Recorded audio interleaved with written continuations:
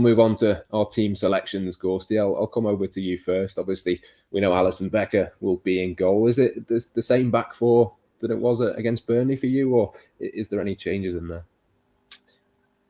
Well, I was surprised that Matip started at Burnley, actually. I had him kind of earmarked for this one, so don't see any reason to move him out of it. Liverpool's defence has been really good, actually, in recent weeks. I think they've only conceded 2 in the last 7 games.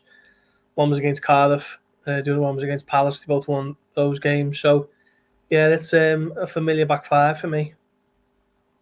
Yeah, same for me. I was slightly surprised to see Matip in there. There is an argument, Sean, to bring Konate in, but would you be keeping it the same or mixing it up a little bit? No, I absolutely agree with you guys. I think, like I said before, and I agree with you as well, it was a slight surprise, especially against Burnley, that Konate didn't feature. But I wonder if they've seen this little run as 2 blocks of 2 games. You know, Burnley and Inter are the biggies. You need to win that Premier League game away from home. You need to go and get a result in Italy and not be out the tie in that first leg. And then Norwich and Leeds, you can maybe rotate a little bit more ahead of the Chelsea final, in which case, obviously, the main players come back in. So, yeah, I think we'll definitely see Konate at the weekend. We might even see him again next Wednesday, but totally agree with it. It's that back five for me.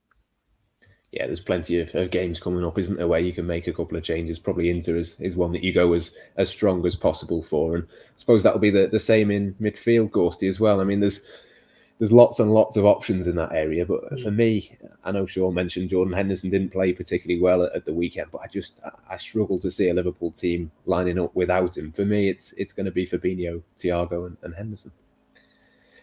That's the midfield I think Klopp will play. I'm just wonder whether might be a little chance for Naby Keita alongside Thiago and Fabinho. I think Keita might have a little bee in his bonnet to make it a bit of a mark, because last season in this round of the Champions League he got taken off before half time and that defeat to Real Madrid, and that was his last start of the season. It wasn't, because Liverpool beat Salzburg, didn't he, first? But yeah, I just think since that defeat to Real Madrid, when he was taken, it was such a strange one, because Klopp took him off like 2 minutes before half time, and normally when the change like that happens, you just assume it's an injury and he can't make it to half time. But Klopp said that it was tactical, which I thought was strange, as he didn't see it through to half time and then make the change. So I just think maybe Keita might just have something in his mind that he wants to go and put that right. Knockout phases of the Champions League are what all players want to be involved in, isn't it? And I think Thiago was rested for this game in mind, and Fabinho now is just an automatic starter, isn't he, if he's fit? So that'd be my midfield. But I agree with you, Matt. I think Klopp will go with the tried and trusted Henderson and Fabinho and Thiago, who, in fairness, haven't played much together, have they? Yeah, it was the first time, wasn't it, on Sunday that Thiago, Fabinho and Keita have played together. What did you make of that, Sean? Is that the combination that you'd be going for Inter as well? I thought they were very good controlling combination. But I wouldn't go with that on Wednesday. I think ultimately you guys are right. There's at least a 50% chance that Henderson lines up and it's Fabinho and Thiago alongside him.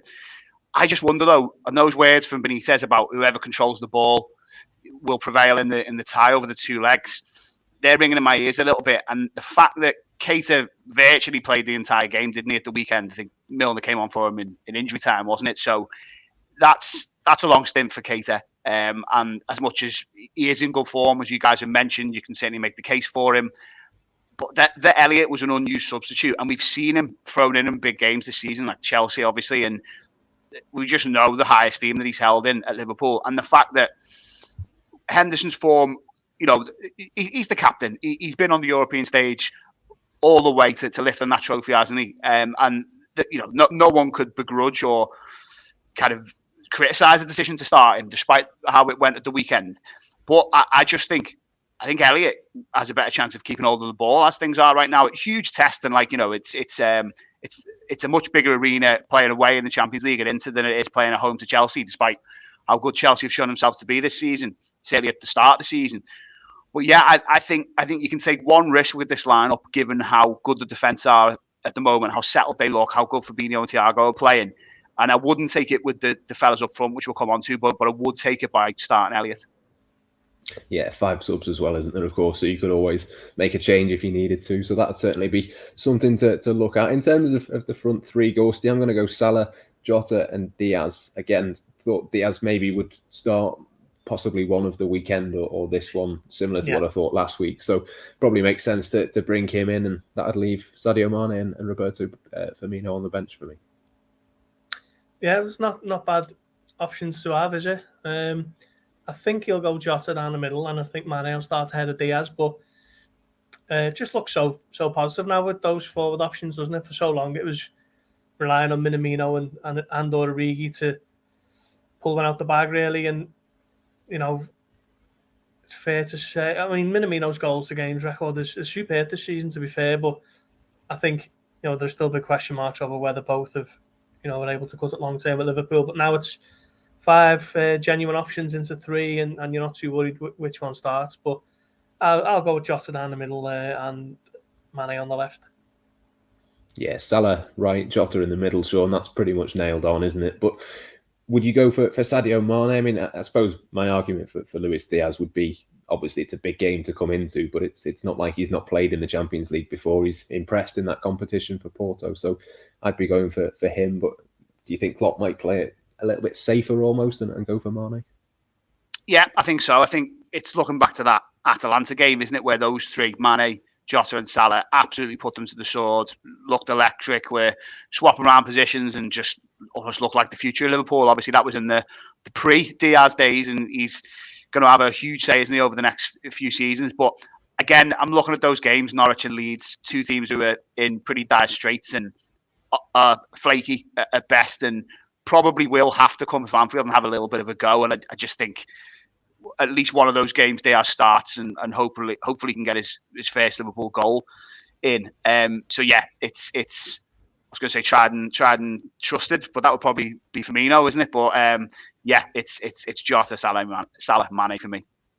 Yeah, Jota very much trusted these days as well, isn't he? I think he falls into that same category. Just before we finish then, and before we leave you, we will make our score predictions. I'm going to go 2-0 to Liverpool. I think I really do fancy them to go and make a bit of a statement in this one. Gorsty, you said before you'd take a score draw. Do you reckon that's what it's going to be? Yeah, I like your optimism, Matt. I just think, I mean, I don't know. I haven't seen anything of Inter Milan, if I'm honest, but I know that they're pushing hard to retain that Serie A title. Liverpool made short work of Serie A leaders, didn't they, over the 2 games, Milan. So if that's a similar kind of comparison, yeah, I think Liverpool will be happy to. I mean, obviously the away goals we mentioned, they're kind of ruled out and whatever else, but I think Liverpool can get a draw. They'd be absolutely they'd more than take that and fancy the chances back at Anfield. Yeah, Inter very much probably going into it thinking they probably have to win at home. They won't fancy having to come to Anfield to get a result, Sean. But how do you reckon it might play out? I don't know if this is because I've mentioned Benitez what seems like about 30 times so far on this pod, but I've got 1-0 away win. Someone's swiveling on the edge of the box in the second half and I'm banging it in my head. So yeah, I'm going to go with that. Fabio Aurelio assist. Yeah. Yeah, plenty of options. Unfortunately, Fabio isn't one of them, but be interesting to see who Liverpool go for and how they get on, of course. Plenty more build-up and reaction to come in all of the usual places. But from myself, Matt Addison, from Sean Bradbury, and from Paul Gorst, that's all we've got time for now. It's goodbye.